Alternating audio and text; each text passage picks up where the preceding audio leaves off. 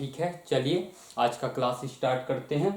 तो आज हम मेनली दो टॉपिक के ऊपर देखेंगे। एक तो एडिशन ऑफ एसएचएम देखेंगे पहले, फिर जो स्प्रिंग ब्लॉक सिस्टम है उसमें उसके एनर्जी की बात करेंगे, एनर्जी इन एसएचएम। ठीक है, तो पहले हम एडिशन ऑफ एसएचएम को देख लेते हैं कि एडिशन ऑफ एसएचएम क्या है।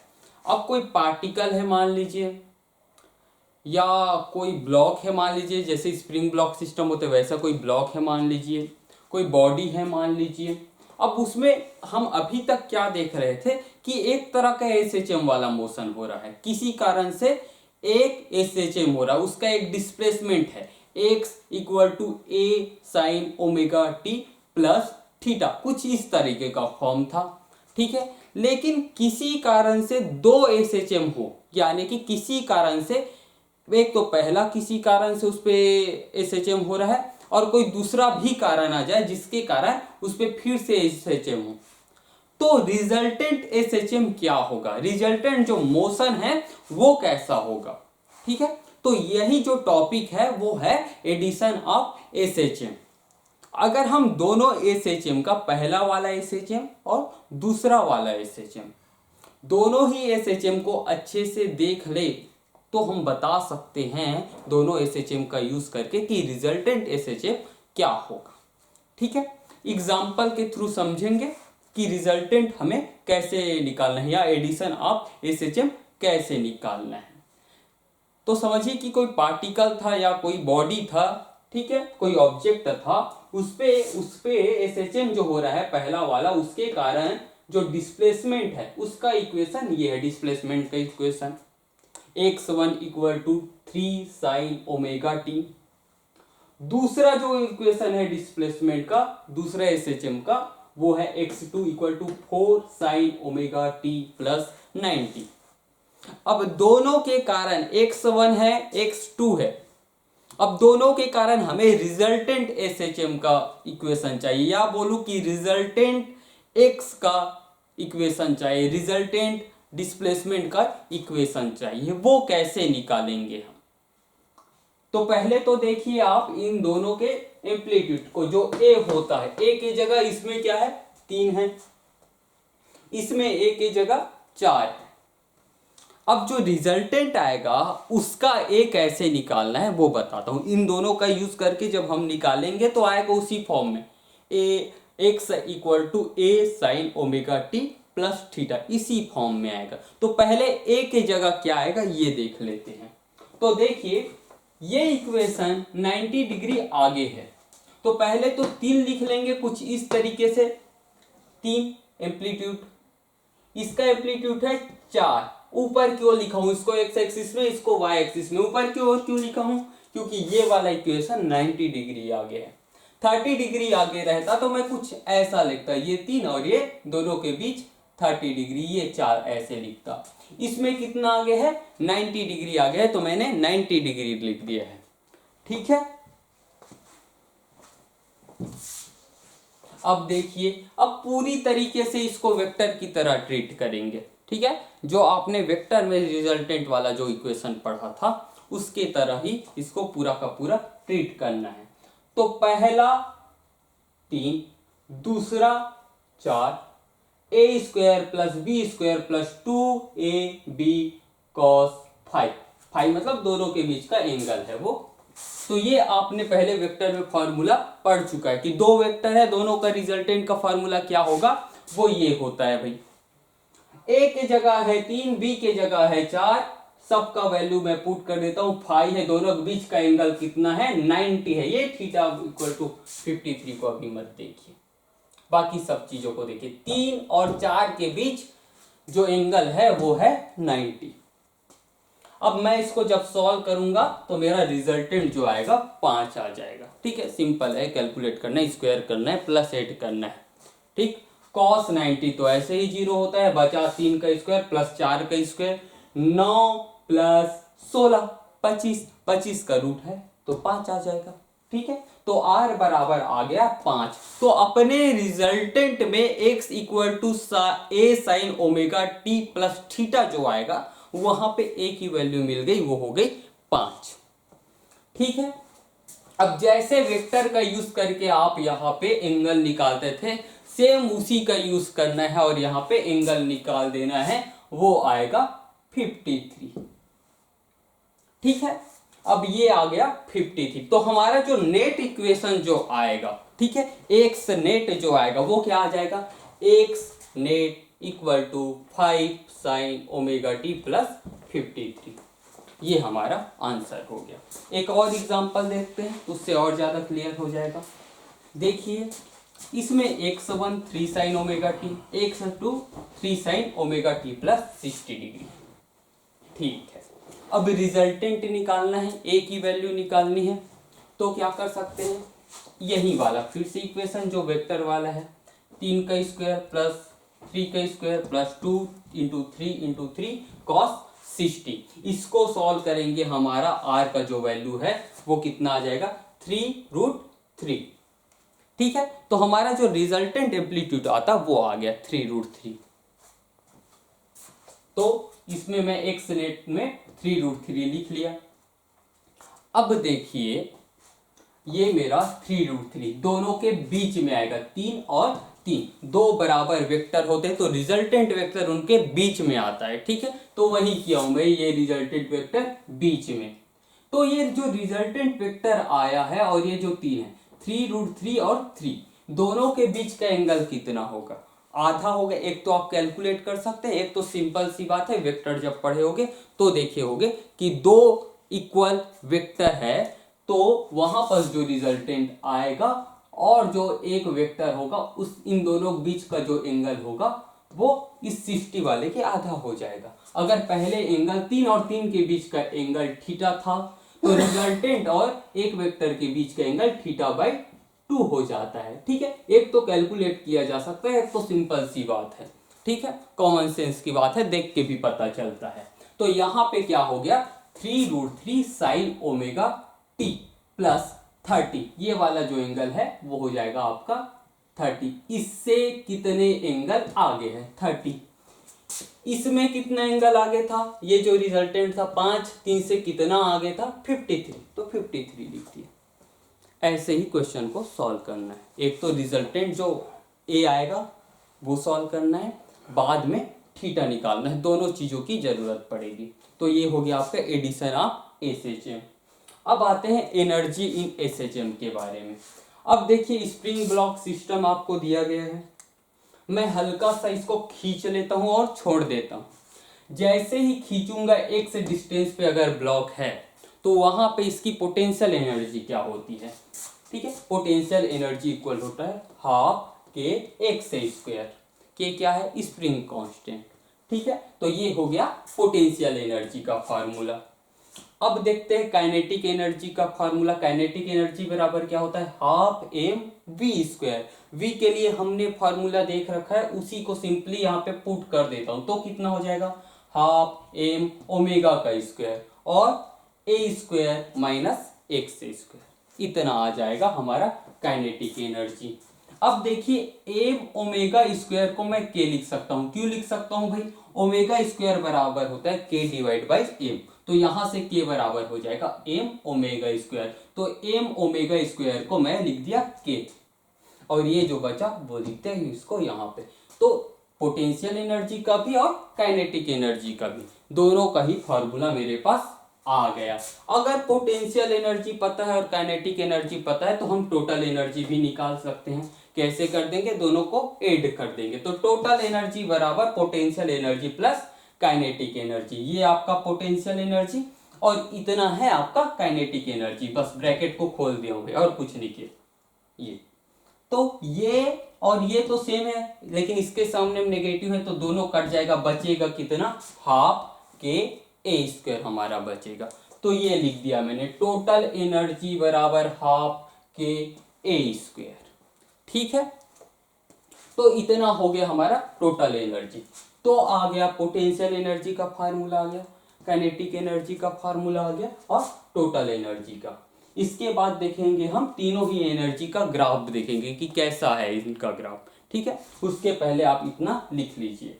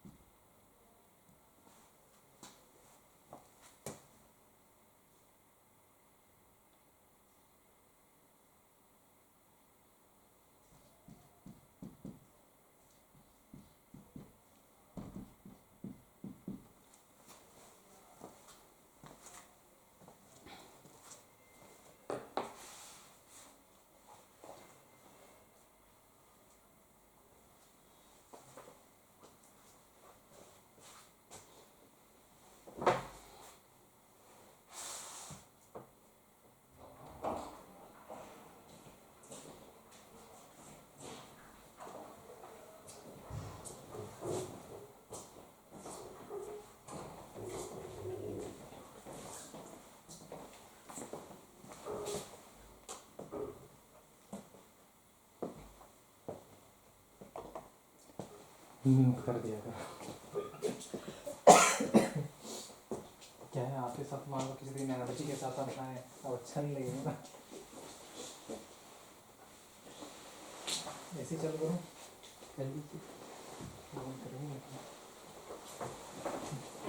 आप करिए, मैं यूज कर रहा हूँ।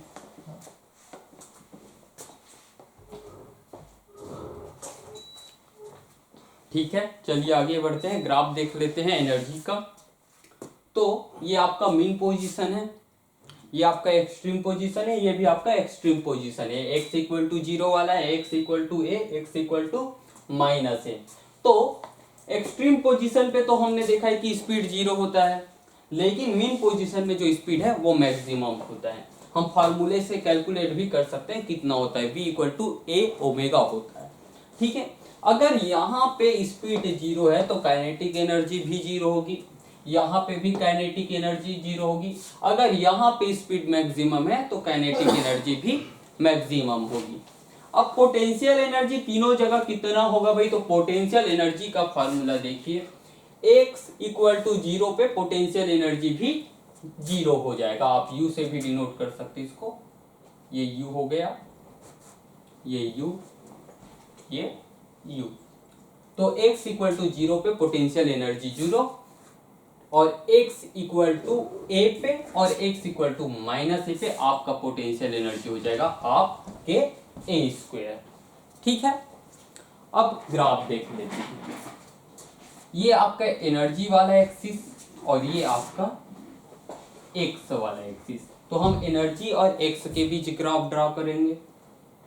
तो पहले देखिए काइनेटिक एनर्जी को देख लीजिए कि काइनेटिक एनर्जी, जब आपका पोटेंशियल एनर्जी को देखिए पहले, जब x इक्वल टू जीरो है तब पोटेंशियल एनर्जी भी जीरो है, और जब x इक्वल टू ए है या x इक्वल टू ए है या x इक्वल टू माइनस ए है तब आपका पोटेंशियल एनर्जी भी मैक्सिमम है।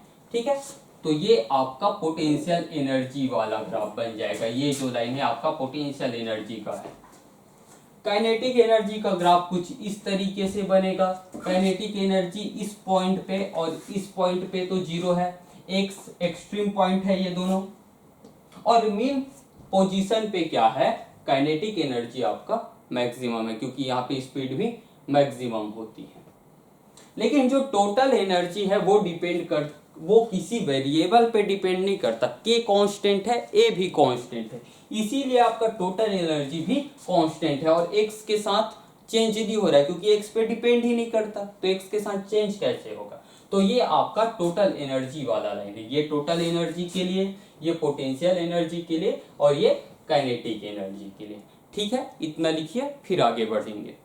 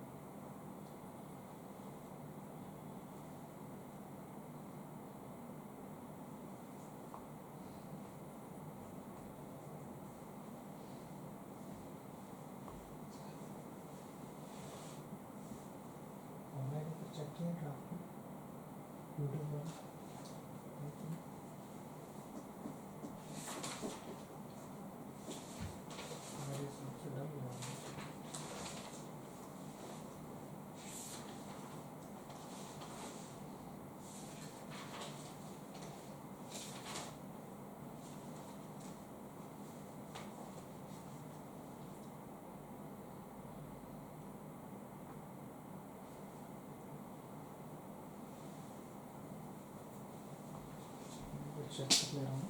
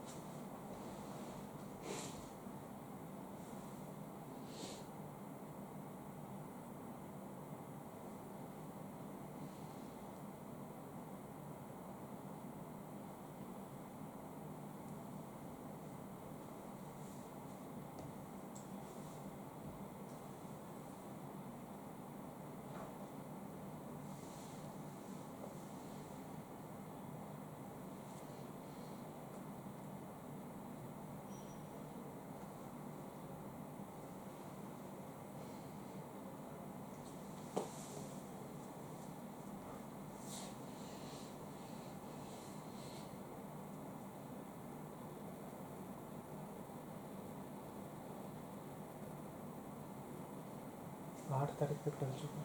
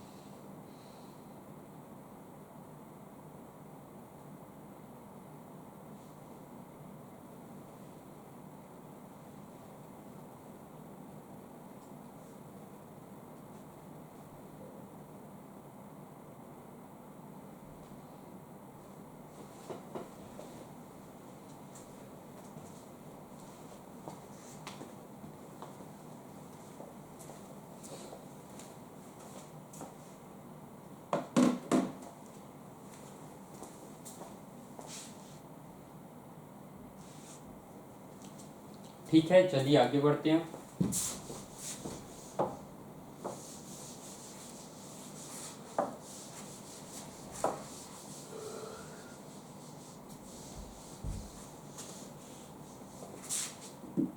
अब आप इन दोनों पॉइंट को देखिए ग्राफ में, ये पॉइंट और ये पॉइंट। इन दोनों पॉइंट में क्या दिखाई दे रहा है कि काइनेटिक एनर्जी और पोटेंशियल एनर्जी इन दोनों ही पॉइंट में सेम है।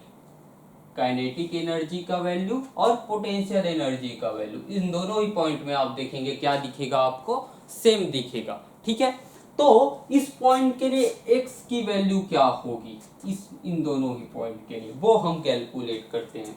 तो ऐसा पॉइंट जहां पे kinetic energy equal to potential energy है, ठीक है, जो है वो करके आगे सॉल्व करते जाते हैं, हमारा आंसर आ जाएगा। तो सबसे पहले देखिए कि काइनेटिक एनर्जी कितना होता है। काइनेटिक एनर्जी ये है आपका हाफ के ए स्क्वायर माइनस एक्स स्क्वायर, और पोटेंशियल एनर्जी कितना होता है हाफ के एक्स स्क्वायर। आगे सॉल्व कर लेते हैं, 2 से 2 गया, के से के गया, क्या बचेगा a square minus x square equal to x square. यहाँ से आ जाएगा 2x square equal to a square, इतना आ जाएगा। हमें क्या चाहिए, x की वैल्यू चाहिए इस पॉइंट और इस पॉइंट पे। ठीक है, तो एक्स स्क्वायर बराबर ए स्क्वायर डिवाइड बाई 2, तो एक्स बराबर plus minus A divide by √2। तो ये एक्स की हमें दो वैल्यू मिली, एक नेगेटिव में एक पॉजिटिव में, और ऐसे ही हमें दो वैल्यू चाहिए था। तो कितना है एक्स का वैल्यू, एक आया ए डिवाइड बाई √2, दूसरा आया माइनस ए डिवाइड बाई √2। तो ये वो पॉइंट है जहां पे काइनेटिक एनर्जी और पोटेंशियल एनर्जी सेम हो जाती है। ठीक है, अब देखिए फिर से एक बार स्प्रिंग मास सिस्टम के ऊपर। तो टाइम पीरियड क्या होता था स्प्रिंग मास सिस्टम का, अगर ये आपका स्प्रिंग ब्लॉक सिस्टम देखिए, ये आपका स्प्रिंग है, इसका स्प्रिंग कांस्टेंट के और ब्लॉक का जो मास है वो है m, तो टाइम पीरियड आपका हो जाएगा t equal to 2π√m divide by k। ठीक है, लेकिन मैं अब हल्का सा एक चेंज कर देता हूं। चेंज क्या है, अब इंक्लाइंड प्लेन के ऊपर मैं इसको, इस पूरे सिस्टम को, स्प्रिंग ब्लॉक सिस्टम को रख देता हूं।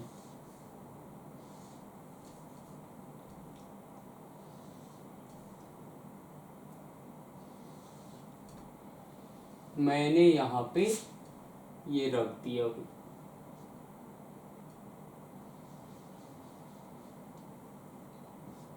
ये हमारा ब्लॉक।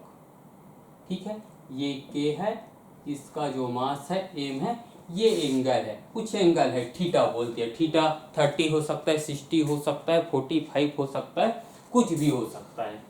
अगर मैं इसको पकड़ के खींचूं और छोड़ दूं तो ये SHM करने लगेगा, और उसका क्या टाइम पीरियड होगा ये हमें कैलकुलेट करना है। तो जितना इसका टाइम पीरियड होगा उतना ही इसका टाइम पीरियड होगा, इस एंगल से कोई फर्क नहीं पड़ता। ठीक है, आप ऐसे रखिए, उसको हॉरिजॉन्टल रखिए या किसी इंक्लाइंड प्लेन में रखिए, ठीक है, उससे कोई फर्क नहीं पड़ेगा, इसका टाइम पीरियड उतना ही रहेगा, t equal to 2π√m divide by k। ठीक है, एग्जाम्पल देख लेते हैं, जैसे कि अगर मास इसका 1000 kg होता और के होता 10 न्यूटन पर मीटर होता, तब टाइम पीरियड कितना हो जाता। इस केस की भी बात कर रहा हूं और इस केस की भी बात कर रहा हूं। t इक्वल टू 2π√m कितना है,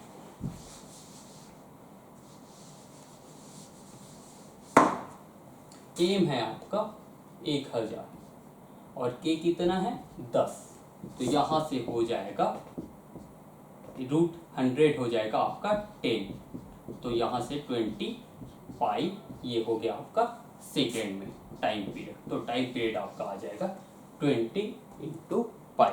ठीक है, तो दोनों ही केस में टाइम पीरियड में कोई चेंज नहीं रहता। ठीक है, इसके बाद हम अलग अलग स्प्रिंग को अलग अलग कॉम्बिनेशन में जोड़ के देखेंगे कि किस केस में क्या हमें रिजल्ट मिलता है। पहले आप ये लिख लीजिए, फिर आगे बढ़ेंगे।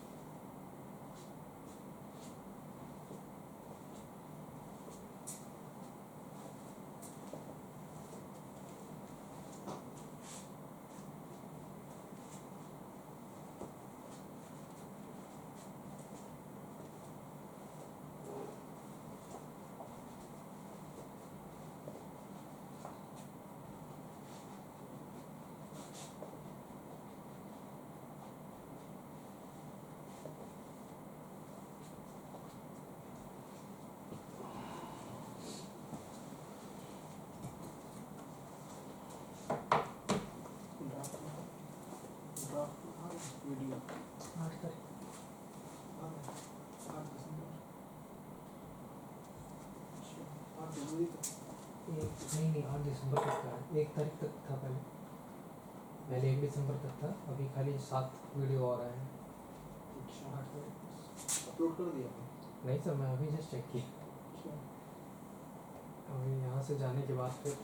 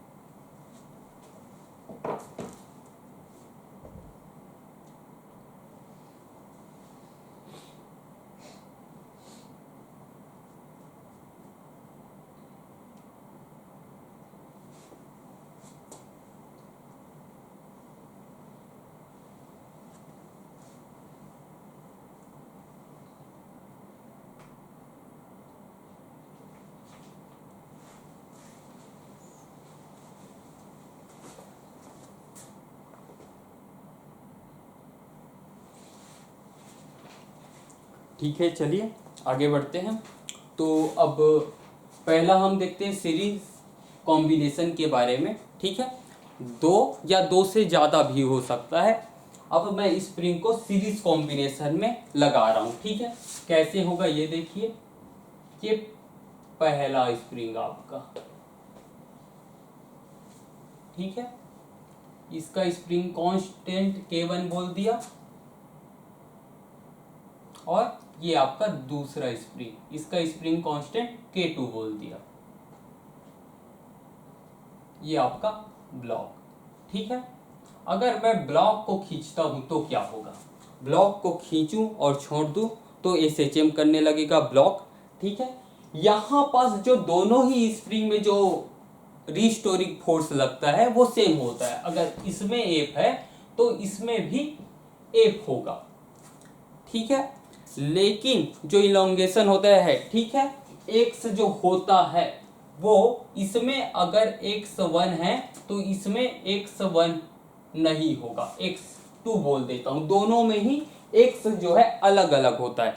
f तो सेम होगा लेकिन x जो है अलग अलग होता है। अब पैरेलल कॉम्बिनेशन देख लेते हैं। पैरेलल कॉम्बिनेशन कैसे होगा, ये आपका एक स्प्रिंग, ये आपका दूसरा स्प्रिंग, ये ब्लॉक। ठीक है, ये K1, ये K2। इसमें क्या होता है, x जो होता है दोनों में ही सेम होता है। इसमें अगर x है तो इसमें भी x होगा, लेकिन जो फोर्स है रिस्टोरिंग फोर्स वो अलग अलग होता है। देखिए कि अगर मैं खींचूं इन दोनों को, इस ब्लॉक को खींचूं तो दोनों में तो खिंचाव जो होगा x जो होगा वो सेम होगा, तो दोनों के लिए x की वैल्यू तो सेम होती है, लेकिन रीस्टोरिंग फोर्स जो होता है अलग अलग होता है। इसके लिए अगर F1 है तो इसके लिए F2 होगा।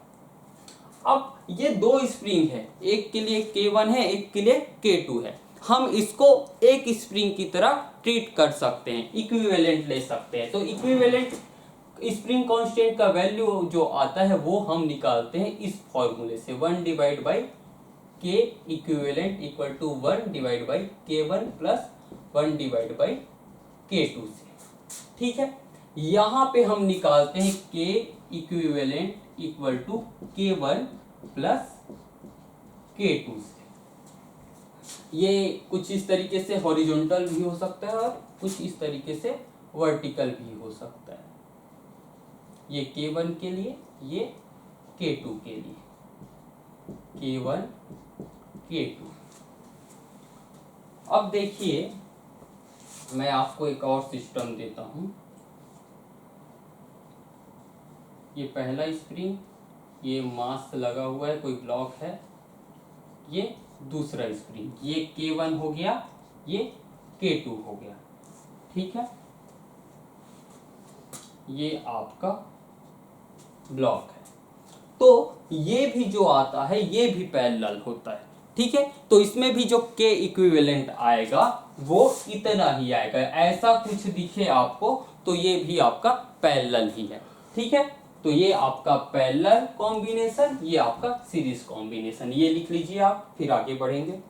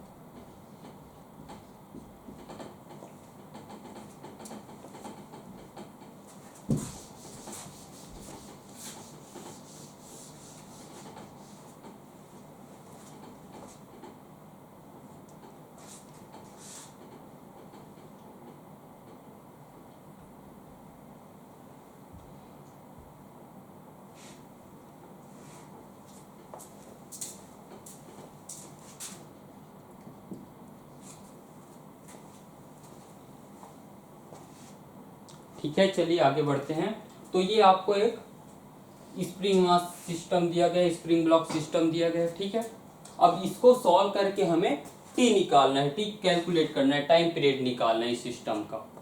तो हमें यहाँ पे दिया गया है 3 स्प्रिंग, ठीक है। 3 स्प्रिंग है, कोई पैरेलल में है, कोई सीरीज में है। तो इन दोनों ही फॉर्मूले का यूज करके हमें के इक्विवेलेंट निकालना पड़ेगा। के इक्विवेलेंट क्यों निकाल रहे हैं? क्योंकि टाइम पीरियड का फॉर्मूला क्या होता है, t equal to 2 pi root m divide by k. हम यहाँ कौन सा के यूज करेंगे? के इक्विवेलेंट। क्यों? ये जो 3 स्प्रिंग दिख रहा है इसको हम एक स्प्रिंग की तरह ट्रीट करेंगे, ठीक है। एक स्प्रिंग की तरह ट्रीट करेंगे और उस स्प्रिंग का जो स्प्रिंग कांस्टेंट होगा वो के इक्विवेलेंट होगा। तो पहले हम के इक्विवेलेंट निकालेंगे, ठीक है। तो ये 2 स्प्रिंग है, तो इसको क्या लिख सकता हूं मैं?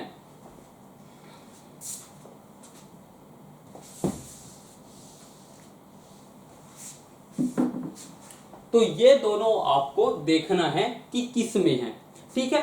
तो ये देखिए, ये दोनों पैरेलल में हैं, तो ये दोनों भी पैरेलल में हो जाएगा। और पैरेलल के लिए क्या होता है, दोनों को ऐड कर देते हैं, k1 प्लस k2। तो दोनों को अगर हम ऐड कर दे तो क्या होगा, 6 आ जाएगा। ये कुछ आपका बनेगा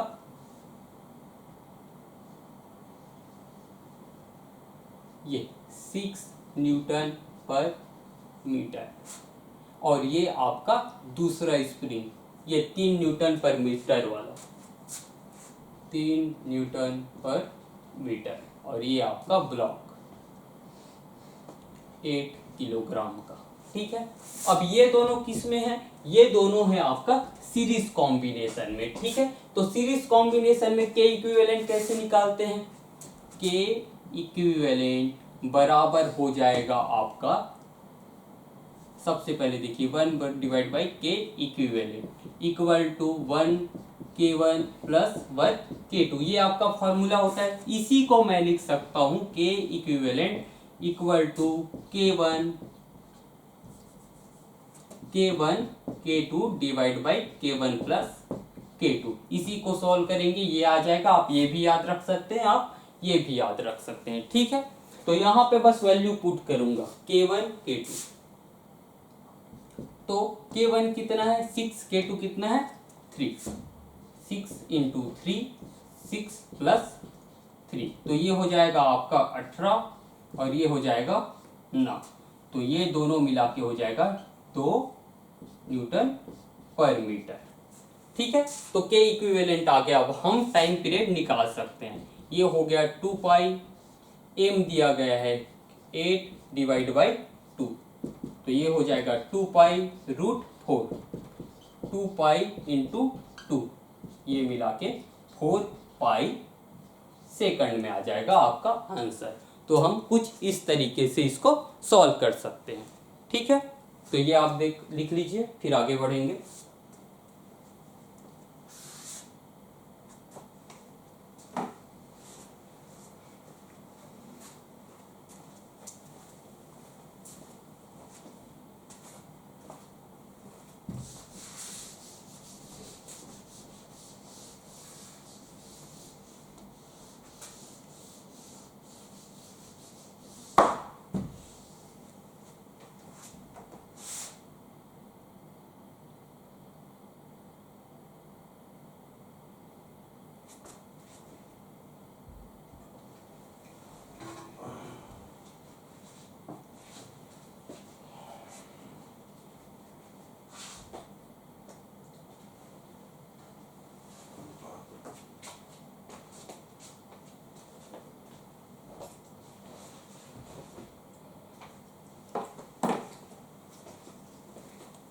ठीक है, आपका क्लास आज यहीं तक था।